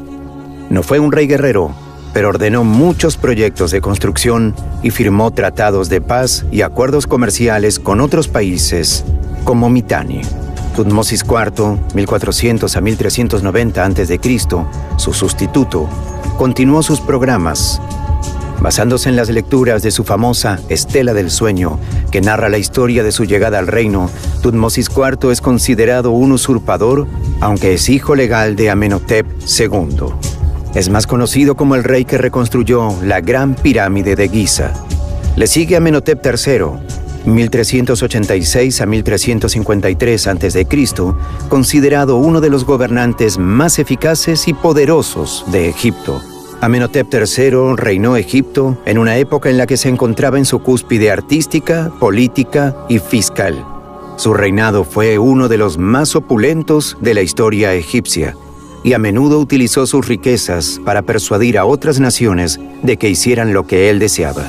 Mantuvo la estabilidad de la nación, amplió sus fronteras y se dedicó a las artes y las iniciativas de construcción. Muchas de las estructuras más impresionantes de Egipto datan de su reinado. Sin embargo, durante su reinado, los sacerdotes de Amón empezaron a adquirir cada vez más fortuna. Poseían más propiedades que el monarca y las utilizaban para enriquecerse aún más. Amenhotep III intentó contener su creciente influencia aliándose con Atón, una deidad menor simbolizada por un disco solar.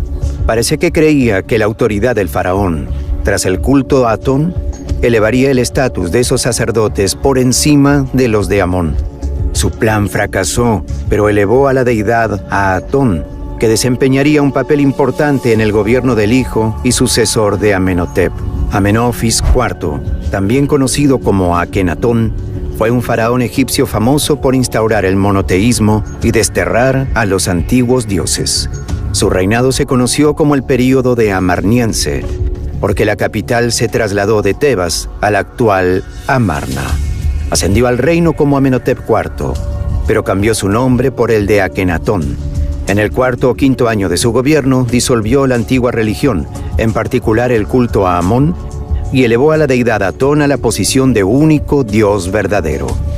Solo el culto a Atón era reconocido como organización religiosa válida.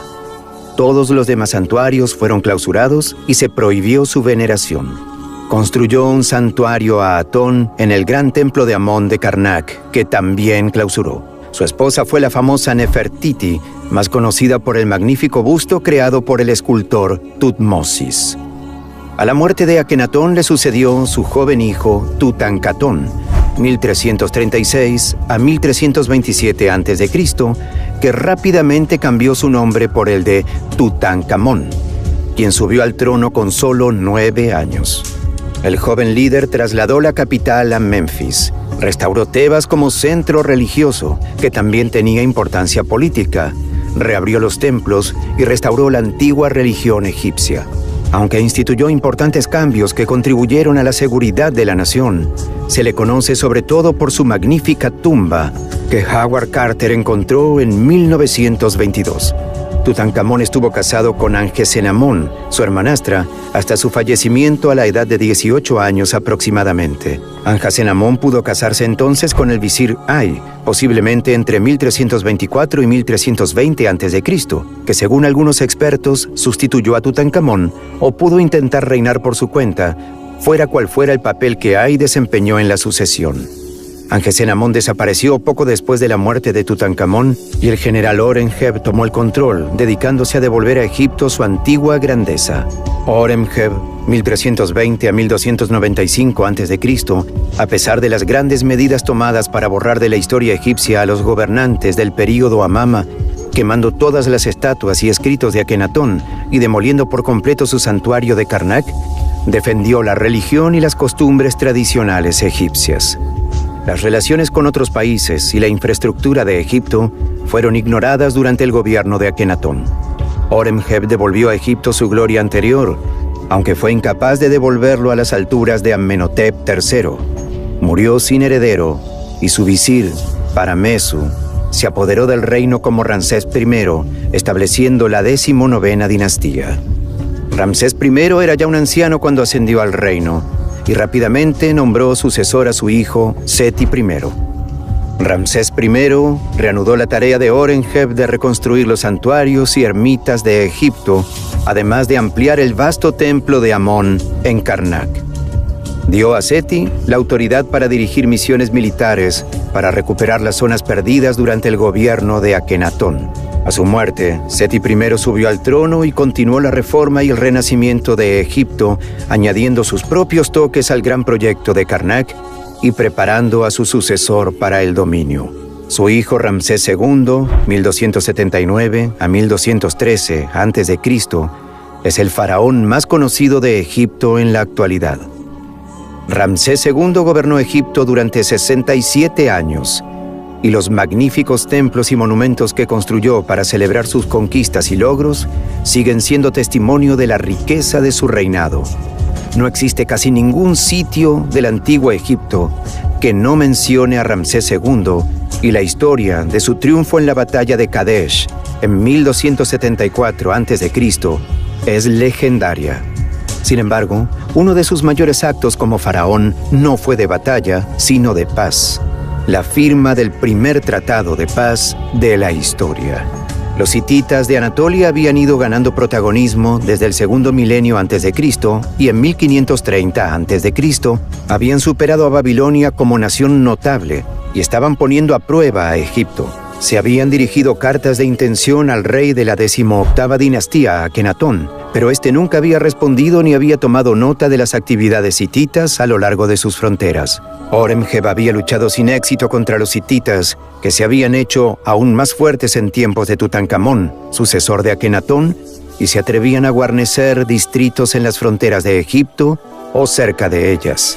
Cuando Horemheb se convirtió en faraón en 1320 a.C., inició una campaña más enérgica contra los hititas y aseguró las fronteras de Egipto.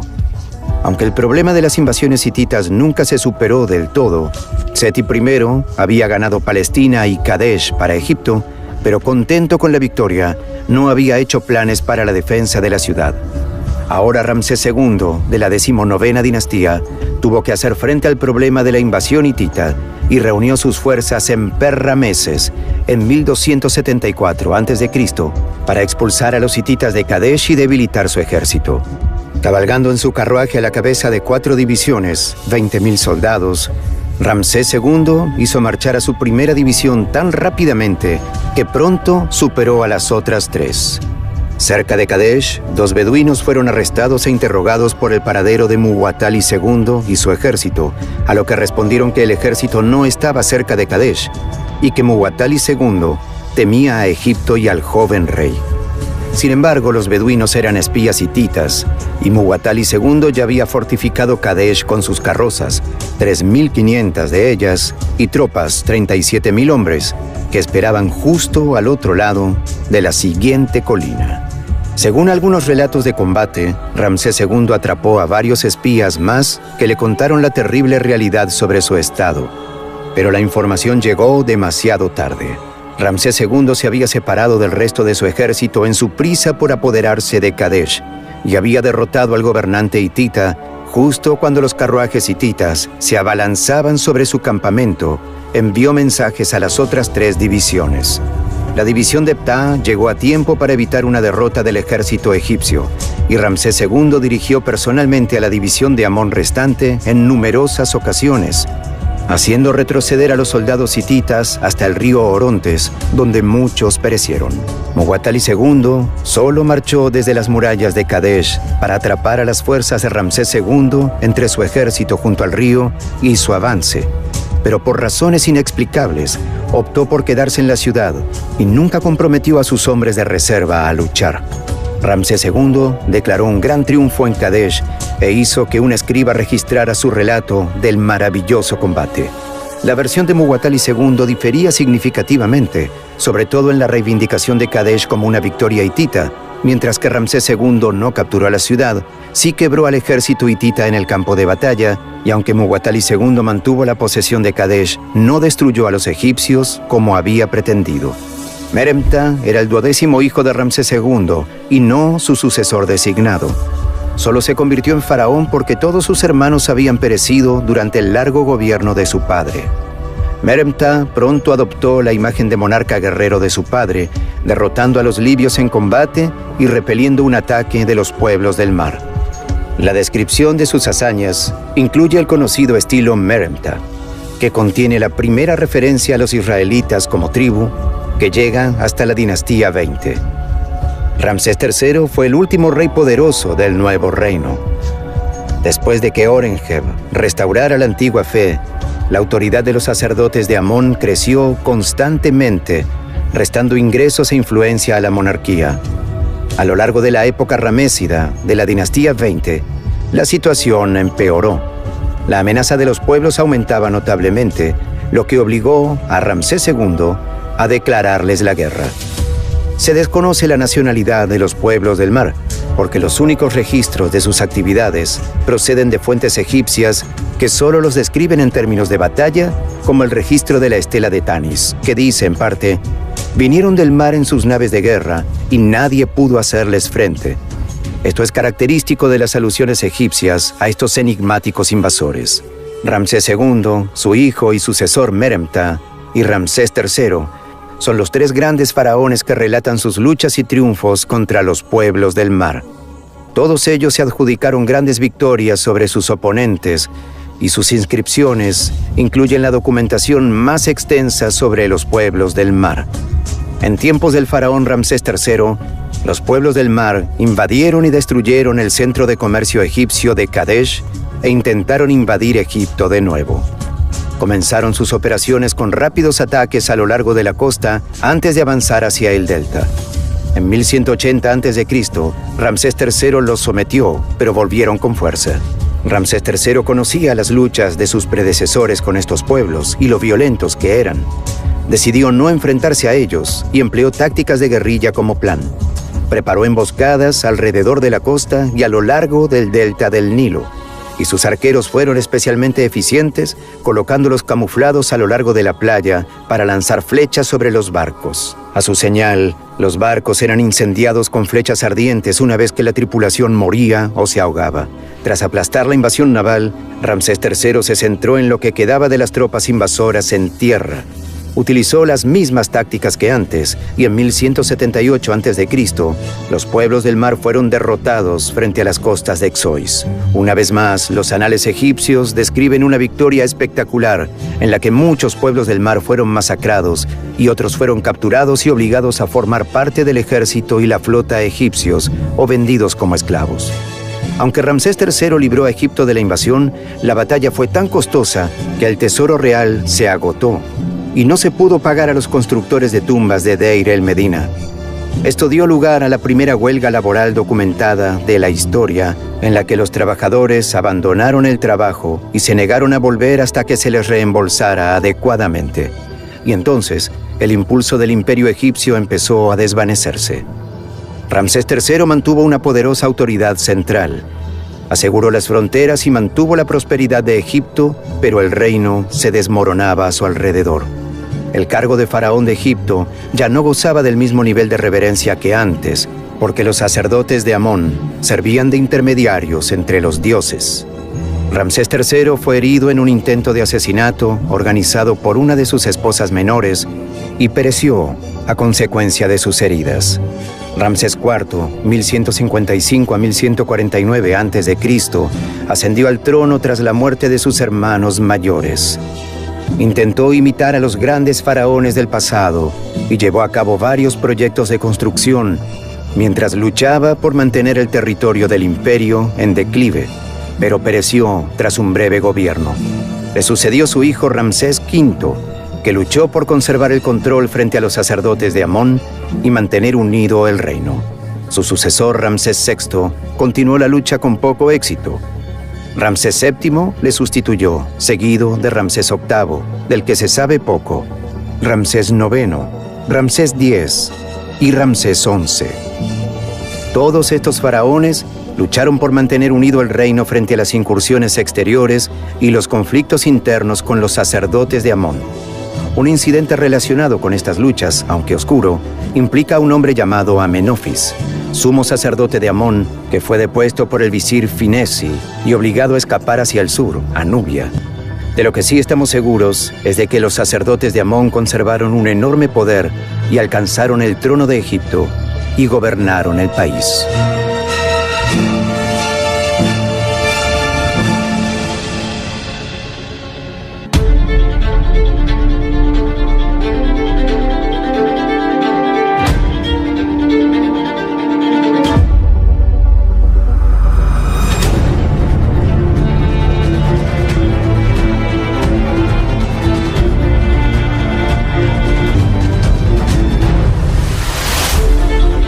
Esméndez, 1077 a 1051 a.C., gobernante del Bajo Egipto que gobernó desde Tanis, enterró a Ramsés XI. Siguiendo la costumbre egipcia, un monarca era enterrado por su sucesor, y Esméndez hizo valer su derecho legal a gobernar, trasladando la capital de Pi-Ramsés a Tanis. Sin embargo, para entonces, los sacerdotes de Tebas se habían hecho lo bastante fuertes como para hacer valer su autoridad para gobernar, y la nación se dividió entre el control de Tanis sobre el Bajo Egipto y el de Tebas sobre el Alto Egipto. Contrariamente a la creencia popular, esta división no desembocó en un conflicto civil ni en luchas internas. Esméndez era lo bastante fuerte como para hacerse notar, pero solo controlaba el Bajo Egipto y no gran parte de él. Gobernó más o menos en la misma época que el sumo sacerdote de Tebas, Herihor, que reinó entre 1080 y 1074 a.C. aproximadamente. Herihor fue general de las tropas, como todos los sumos sacerdotes de Amón, pero tuvo poca repercusión fuera de Tebas. Este sería el modelo dominante durante la mayor parte de la Tercera Era Intermedia. Los nomarcas individuales se fortalecieron a costa de una parte del gobierno central, como en el primer período intermedio, y tanto Tanis como Tebas no llegaron a ejercer una influencia importante sobre la nación en general. La 22ª dinastía que gobernó públicamente bajo títulos libios también era Libia. Shoshenq I, 943 a 922 a.C., la estableció tras unificar Egipto y embarcarse en operaciones bélicas que recordaban los días del Imperio egipcio. Shoshenq I reformó la administración de Tanis y el clero de Tebas. El clero ya no sería un cargo hereditario, sino de designación por el monarca, como lo sería la elección de la esposa del dios de Amón. Sus operaciones militares revitalizaron la economía de Egipto y la nación comenzó a acercarse al Egipto del Reino Nuevo durante su reinado. Osorkón II subió al trono en 872 a.C. y mantuvo unida a la nación, pero tras su mandato, Egipto se dividió en distintos reinos gobernados desde Heracleópolis, Tanis, Sais, Memphis y Hermópolis en el Bajo Egipto y Tebas en el Alto Egipto. Al sur, el gobernante Kushita Kashta, 750 a.C., se percató de la vulnerabilidad de Egipto y trató de explotarla. Kashta adoraba la cultura egipcia y había egipcianizado su capital, Napata, y con ella todo su territorio. Tenía fuertes conexiones comerciales con Tebas y conocía bien el procedimiento de nombramiento de sacerdotes y altos funcionarios. Pai, 747 a 721 a.C., su hijo, reforzó el dominio nubio del Alto Egipto, y cuando los reyes del Bajo Egipto protestaron, mandó un gran ejército contra ellos. Ahí conquistó el Bajo Egipto, capturando y subyugando todas las ciudades principales antes de marchar de regreso a Napata. Egipto estaba ahora legalmente bajo su dominio, pero permitió a los reyes del Bajo Egipto reagruparse y restablecer su poder.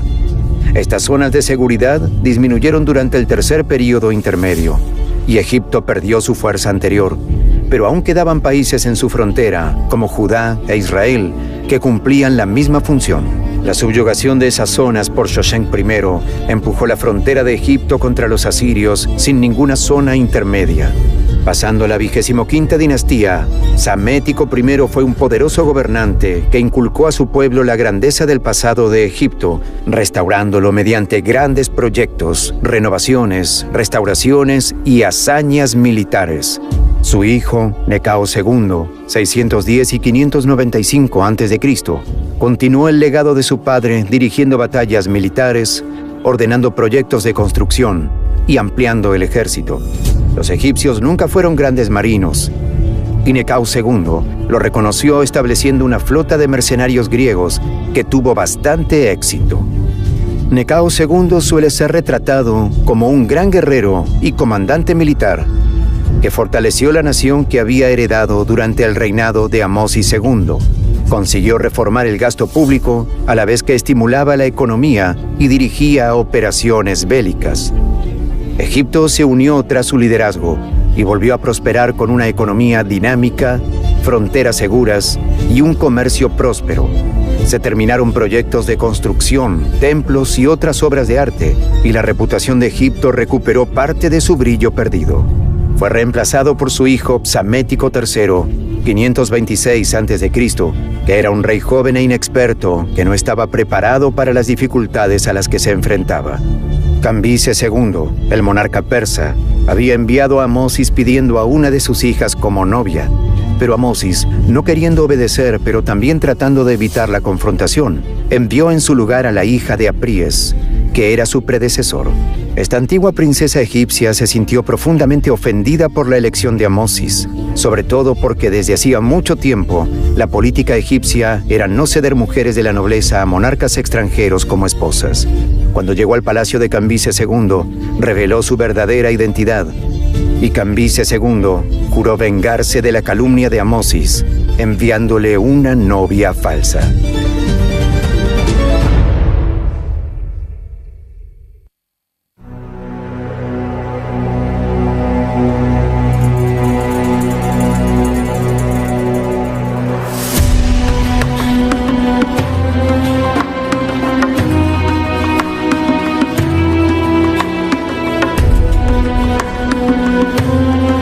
A diferencia de Cambises, Darío quiso gobernar Egipto en su ausencia. Ascendió al trono del imperio aqueménida en el año 522 a.C. y recorrió Egipto al menos 2 veces, aunque lo favoreció desde lejos. No obstante, adoraba su cultura y destinó fondos a la reconstrucción de los templos destruidos y a la dedicación de otros nuevos. De acuerdo con la práctica persa de tolerancia religiosa, Darío alabó a los dioses egipcios con regalos y estatuas. En general se le considera más benévolo con Egipto que Cambises. Para la segunda conquista persa de Grecia, en 480 a.C., su hijo Jerjes I, 86 y 465 a.C., se apoyó en todos los recursos del imperio aqueménida, incluido Egipto. Cuando los persas fueron derrotados en Salamina en 480 a.C. y en Platea en 479 a.C., Jerjes abandonó los asuntos exteriores en favor de proyectos de construcción y diferentes relaciones con las damas de la corte. Artajerjes I, 65 a 424 a.C., le sucedió y luchó durante 6 años para acabar con la primera rebelión egipcia importante liderada por Inaros II, el hijo real libio de Psamtik V, alentado y asistido por Atenas entre 460 y 454 a.C. Si bien es cierto que los persas gobernaron Egipto durante las dinastías 27 y 31, la cultura egipcia se mantuvo viva y la 30ª dinastía de gobernantes egipcios devolvió a Egipto una breve época de su antigua gloria antes de que los persas invadieran de nuevo su tierra. Esta época comprende las dinastías 27ª a 31ª de Egipto. Por otra parte, la resistencia egipcia al control persa es visible en toda la zona y Egipto prosperó bajo el dominio persa porque los shah persas respetaban su cultura. Amirteo de la 28ª dinastía, Nectanebo I y Nectanebo II gobernaron la nación, dirigieron tropas y participaron en proyectos de construcción a la manera de los grandes faraones del pasado. Fuera quien fuese el autor de las revueltas contra la autoridad persa, la segunda conquista de Egipto no duró mucho. Filipo II de Macedonia, 359 al 336 a.C., derrotó a las ciudades-estado griegas y las incorporó a la autoridad macedonia. Cuando fue asesinado en el 336 a.C., estaba preparando una gran expedición para subyugar a Persia. Ya disponía de todos los medios necesarios para la conquista que encomendó a su hijo, Alejandro. Los faraones de la 30ª dinastía mantuvieron el honor de los reyes egipcios y dejaron sus impresionantes estructuras tras las huellas de quienes les precedieron. Así pues, aunque el período tardío puede considerarse el final de la soberanía egipcia, no debe considerarse el final de la civilización egipcia. Aún hoy, los logros culturales de Egipto inspiran respeto e incluso temor, y siguen figurando entre los más populares e intrigantes del viejo mundo. Aunque los tiempos han cambiado, el Egipto moderno actual del siglo XXI podría parecerse a una versión próxima del antiguo Egipto. El río Nilo sigue siendo sagrado para el pueblo egipcio y se siguen celebrando los mismos festivales de la antigüedad, como las fiestas de la primavera. La comida se inspira bastante en la auténtica comida antigua. Las tradiciones siguen ahí, e incluso la última forma de desarrollo de la lengua antigua, llamada copta, se sigue hablando en Egipto, en iglesias, oraciones y en medio de su dialecto árabe. La gente moderna está orgullosa del legado. Se vio en los desfiles que se hicieron en El Cairo para el traslado de las momias al Museo de las Civilizaciones y la reapertura del Callejón de las Esfinges en Luxor. Están construyendo nuevas ciudades, abriendo el camino para mejorar el comercio. Con las autopistas excavadas en medio de las montañas que atraviesan los desiertos, están casi abriendo el museo más grande de todo el mundo. Las excavaciones desentierran cada día nuevos hallazgos que podrían conducir pronto a un descubrimiento similar al de la tumba de Tutankamón en 1922. Y esta tierra seguirá siendo siempre un atractivo misterio, deslumbrando y encantando a personas de todo el mundo con su magia y su historia.